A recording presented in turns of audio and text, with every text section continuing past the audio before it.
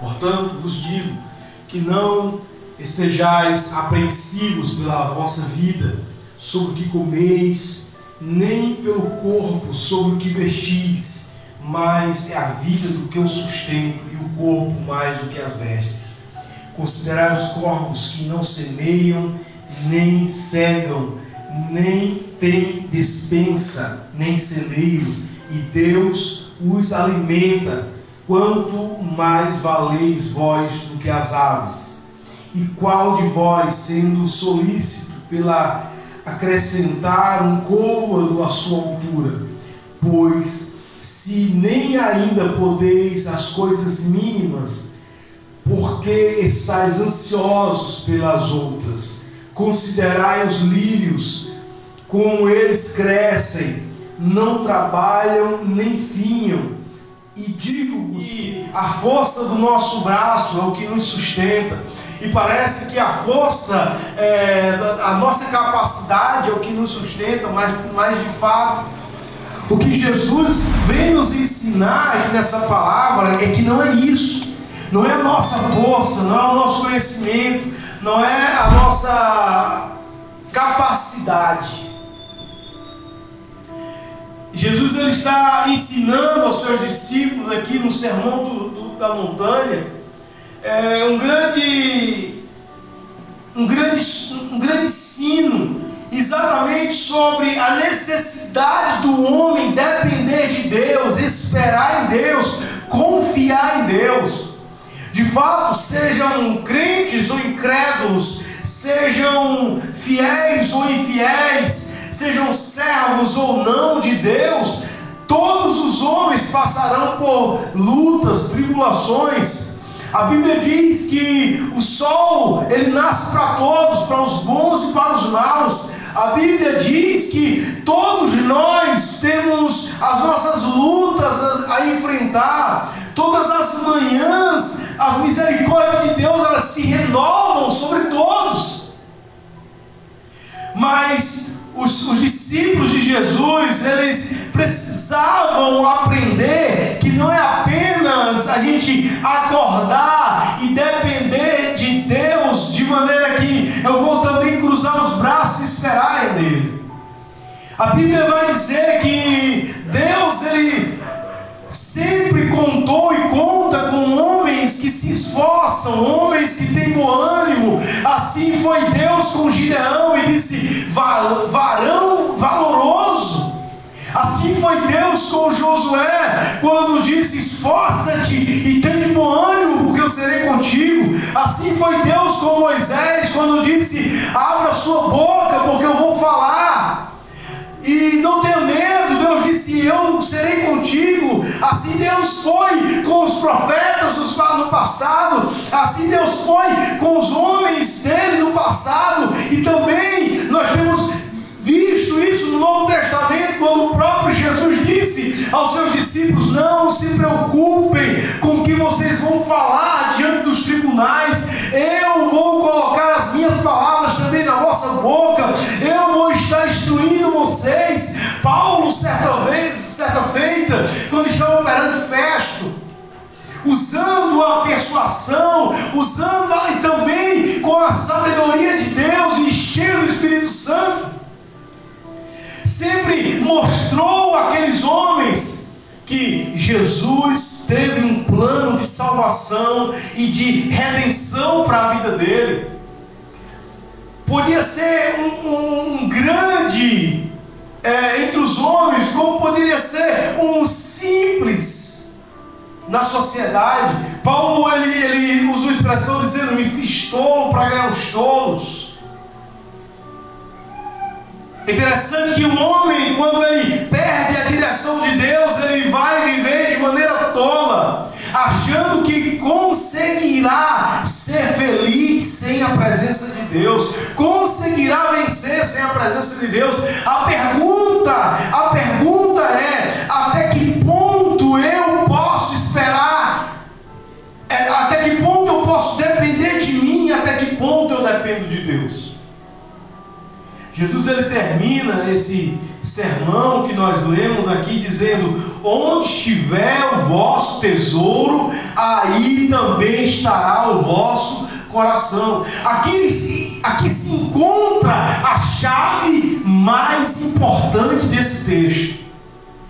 Onde está o centro das nossas emoções? Onde está o baú que está armazenado? O que temos de mais importante na nossa vida? Jesus disse: onde estiver o vosso tesouro, ali estará o vosso coração.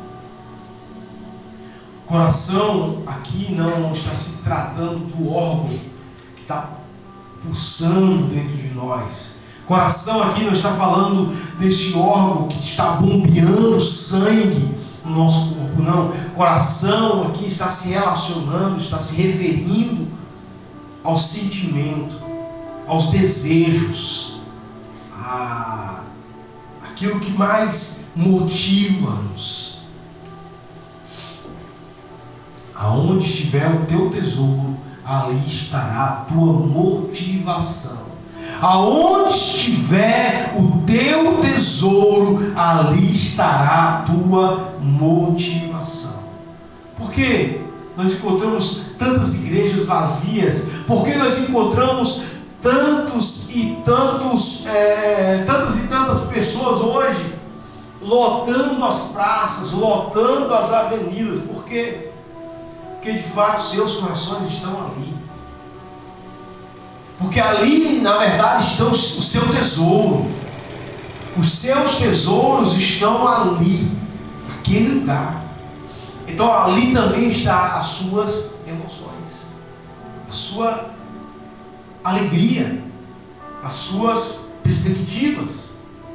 Então, ao decorrer do tempo, nós vamos ver que o homem, ele, apesar de crer e confiar em Deus, nós temos um grande exemplo do povo de Israel, por exemplo. Ele saiu do Egito carregando consigo uma grande riqueza também, mas ao decorrer dos dias, dos meses, dos anos que foram se passando, eles foram perdendo a fé. O primeiro obstáculo que encontraram, indagaram ao líder Moisés, disseram: nos trouxeste para morrer aqui na praia? Nos trouxeste para morrer aqui? A pergunta é: quando eu posso esperar de mim e quando eu posso esperar de Deus? Quando nós lemos o texto dos ensinamentos de Jesus, Ele não está anulando a responsabilidade do homem, Ele não está anulando a capacidade do homem, mas Ele está dizendo o seguinte: todos os teus esforços e toda a tua força será em vão se você não esperar em Deus, se você não confiar em Deus. Vejam, os pássaros, eles não juntam em celeiro, como Jesus disse aqui. Mas você não vai encontrar um pássaro dormindo 9 horas da manhã. Você não vai encontrar um pássaro dormindo, né? Você vai ver bem cedinho eles cantando. Você vai ver bem cedinho eles montando um ninho em busca também, indo também em busca de alimento para os seus filhotes. A questão aqui não é apenas se tranquilizar, cruzar os braços e dizer: eu espero em Deus. Não, nós vamos ver aqui inúmeros exemplos sobre esperar, mas não esperar de braços cruzados. Confiar, mas não confiar sem o cinto de segurança. Precisamos confiar sim no Senhor, na força do seu poder. Porém, precisamos lembrar que os gentios também fazem da mesma forma que nós. Jesus está nos equiparando aos gentios aqui em todos os aspectos, mas a diferença está: onde está o teu coração, ali está o teu tesouro. Ou vice-versa, onde está o teu tesouro, ali está o teu coração. Uma coisa está ligada à outra.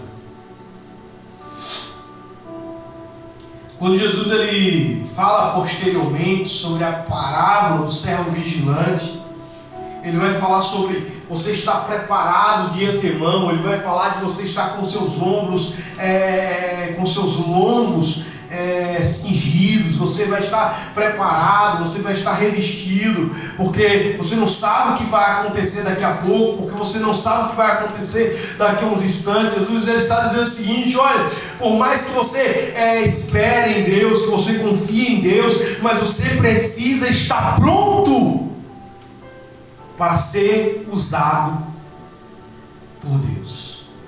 Veja uma coisa interessante, irmão. Quando o povo de Deus saiu do Egito,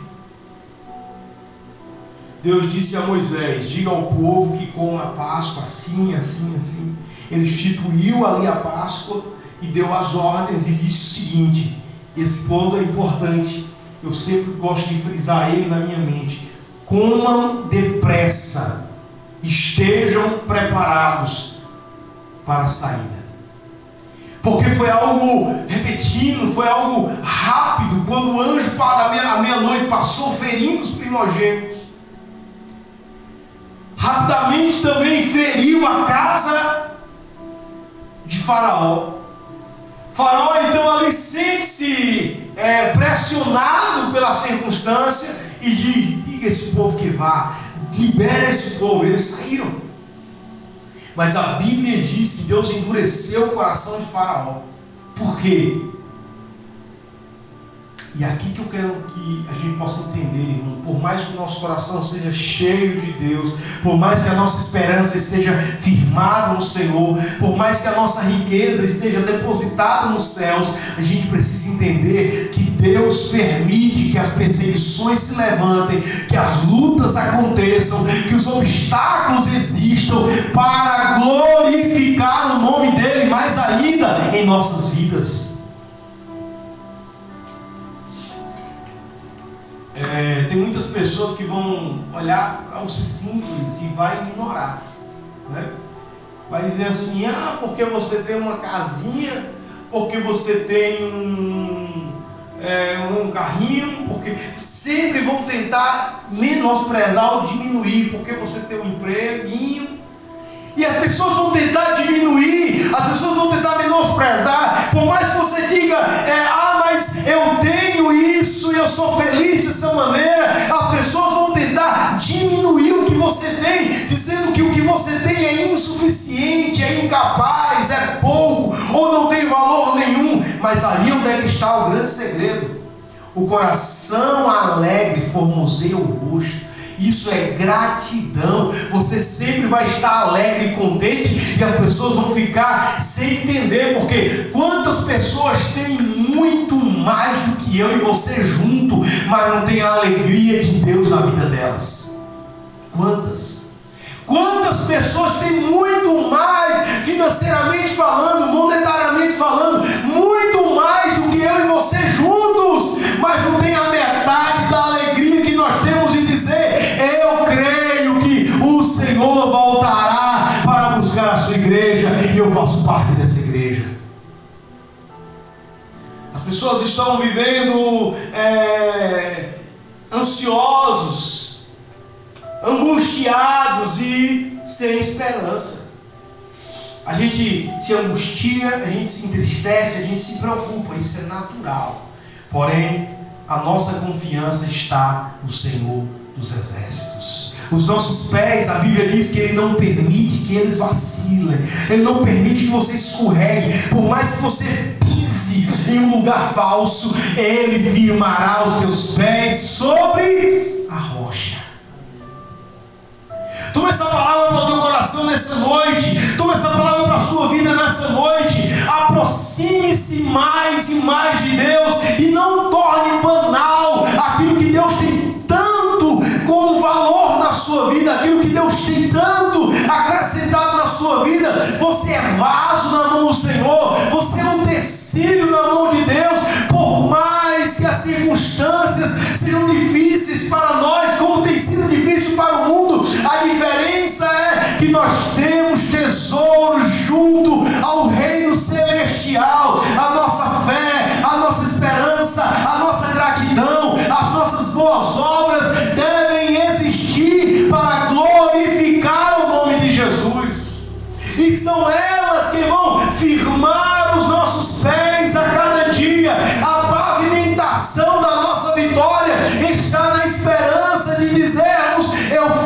faço, mas é Deus que sustenta. Eu tenho, mas é a Deus que eu dedico. Eu recebo, mas é a Ele a quem eu ofereço todos os dias. Tudo é para a honra e glória dele. Glória, pois, a Ele pelos séculos dos séculos. As despesas, as percas e os ganhos, eles vão existir para todas as pessoas. Mas não adianta a gente ter um grande celeiro, a gente ter uma grande despensa, mas não ter espaço ali para o amor, para a compaixão, para dividir, para compartilhar.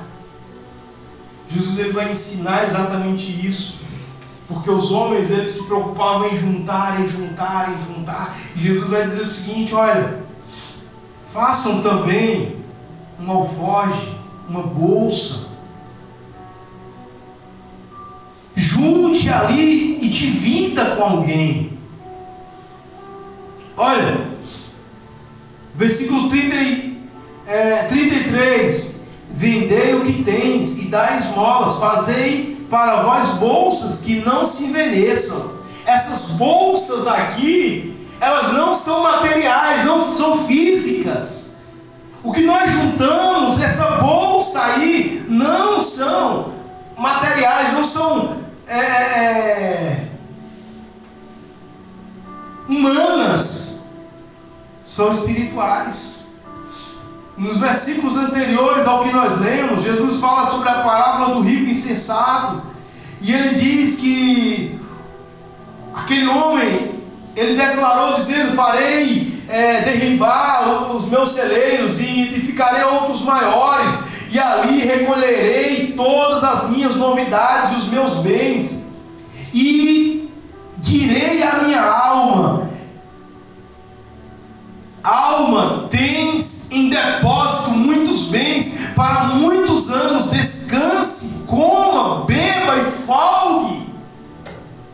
Mas Deus lhe disse: louco, esta noite te pedirão a tua alma, o que tens preparado, para quem será? Assim é aquele que para si junta tesouros e não é rico para Deus. Por isso Jesus ele vai de contrapartida ao mundo. Por isso ele vai na contramão da lógica humana. Deus não está criticando em você ter. Deus não está sendo Deus não está impedindo da gente possuir. Não é isso que Deus está dizendo. Deus não está dizendo que você não pode ter. Deus não está dizendo que você não pode juntar. O problema é qual é a tua motivação. Tudo que você faz, coloque para glorificar a Deus e para abençoar vidas, e você vai ver a diferença de Deus na sua vida. Você se tornará um grande profissional. Aí você diga a Deus: Deus, é para glorificar o teu nome e para abençoar pessoas. Vou chegar em lugares altos, vou chegar em posições de destaque, não para que eu possa ser ovacionado, aplaudido, mas para que o teu nome seja reconhecido na minha vida, na minha família, para que o teu nome seja glorificado e para que eu possa ser um instrumento nas tuas mãos.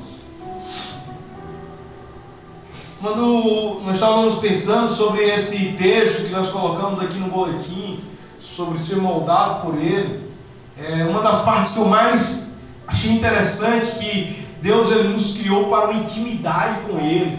Essa intimidade ela vai sendo moldada ao longo do tempo, exatamente dentro dessas características nas quais nós temos que fazemos, trabalhamos, juntamos, nos preocupamos, e Deus vai nos ensinando que o nosso corpo ele não vale mais. Aliás, que as nossas vestes não valem mais do que o nosso corpo. Que a nossa alma ela é mais importante do que a nossa barriga. Quantas pessoas estão de barriga cheia, mas de alma vazia? Quantas pessoas estão com a conta gorda, mas estão infelizes e insatisfeitos. Precisamos entender então que juntar tesouro no céu não é apenas nos esvaziar de tudo que temos e jogar fora o que temos, mas termos para a glória de Deus, possuirmos para a glória de Deus e para o benefício nosso e dos outros. Que Deus possa nos ensinar a cada dia que somos dependentes dEle, trabalhando, nos movendo, existindo para a glória do nome dEle. O nosso tesouro, ele não foi encontrado apenas pela nossa própria capacidade, não. Deus nos direcionou para o sucesso, Deus nos direcionou para a bênção. Ele vem nos capacitando a cada dia para alcançarmos lugares mais altos e de destaques. E quando chegarmos lá, não esqueçamos, pois, que é Ele que nos dá tudo o que precisamos para nós e para os nossos. Quantas pessoas pedem a Deus em abundância: ah, Senhor, eu quero viver em abundância, eu quero viver o melhor dessa terra, eu quero comer o melhor dessa terra, eu quero ter isso, quero ter aquilo. E Deus abençoa, e Deus dá. E é receber e some. As pessoas às vezes prometem isso aos homens, e prometer ao homem não cumprir já é um erro. Imagine você prometer a Deus, e a Bíblia diz: não prometa a Deus o que você não vai cumprir. Se você prometeu algo ao Senhor, apresse-te a cumprir. Diz o sábio Salomão. Pois bem, em último lugar, que nós possamos aprender a depender de Deus, nos esforçando a cada dia, acordando pela manhã, dizendo: Senhor, é a Ti que eu consagro esse dia, é ao Senhor que eu dedico esse dia, como disse o teu servo Salomão, consagrando ao Senhor tudo que temos, dedicando ao Senhor tudo que recebemos. Quando pela manhã ou quando pela tarde, precisamos lembrar do que o salmista ele fala também, que Deus abençoa os seus servos até quando dorme. Não é o sono, não é o sono da preguiça, mas é o sono do descanso. É o sono da tranquilidade, você poder colocar a tua cabeça no travesseiro e dizer: eu creio que o que eu fiz foi para a glória do nome do Senhor, o que eu receberei será para a glória do nome do Senhor. É isso, porque onde estiver o vosso tesouro, ali também estará o vosso coração. Que o nosso coração esteja em Deus, que a nossa mola motivadora seja a confiança, a esperança em dizer: eu sei que o meu Redentor vive e por fim se levantará sobre a terra. Ah, pastor, mas eu estou passando uma luta que só Deus e eu sabe. Eu estou passando por uma guerra que só Deus e eu sabemos. Aí eu quero te dizer uma coisa, meu irmão: muito bem que Deus está vendo, Deus está sabendo disso. E Deus não é apenas sabedor, Deus é participante do seu sofrimento. E aí Ele diz a mim, diz a você: Ele tem se esforçado a nos ajudar a atravessar. Há momentos difíceis que nós não vamos atravessar nem com a nossa própria força. Ele vai nos pegar nas suas mãos, como Ele disse ao profeta Isaías, que Ele vai nos fazer atravessar pelo fogo, Ele nos faz atravessar pelas águas turbulentas, Ele nos faz atravessar e nos sustenta com a destra da sua justiça. A justiça de Deus é aplicada pela graça do Senhor, que todos os dias nós somos dependentes dessa graça, trabalhando, nos movendo, nos esforçando e dizendo: é o Senhor que está no controle de tudo, é o Senhor que dedicamos tudo. Glória, pois, a Ele pelo século dos séculos. Amém? Que Deus nos abençoe nessa noite, que o Senhor firme os nossos passos sobre a sua palavra e que possamos confiar que o nosso maior tesouro está na mão de Deus. Amém?